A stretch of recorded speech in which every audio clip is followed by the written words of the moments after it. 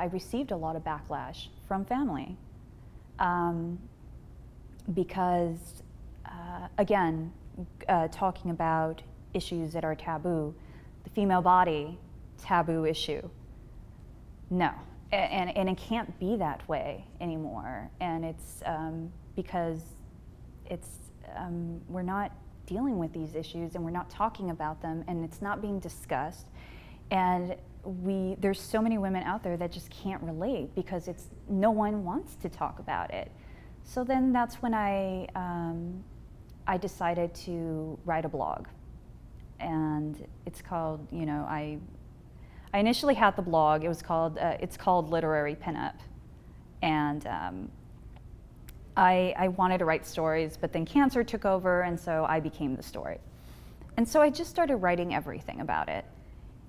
And next thing I knew, there were phone calls from my aunts in Mexico, and there were comments, and then I got phone calls, and my cousin's like, why are you writing, I got a phone call from my cousin, and he's like, why are you writing about cancer on a blog in a public platform?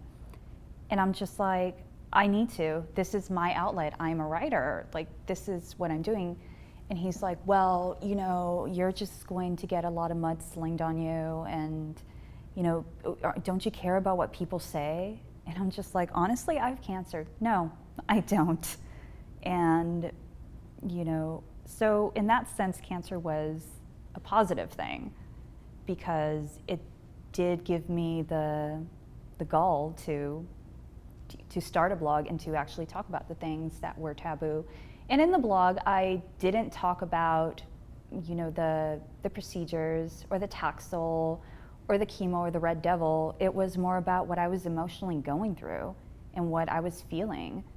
And that was really so difficult because it was, a lot of, I think in the Hispanic community, vulnerability is seen as a weakness, but I don't understand why, because it, to admit that you are weak and that you need to reach out is, a big thing. It's a huge thing.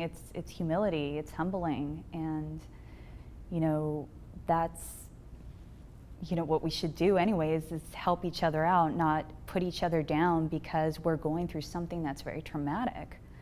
And so initially that's why I ended up doing the blog, and did receive a lot of, the backlash was incredible because it was mostly my family that gave me the backlash.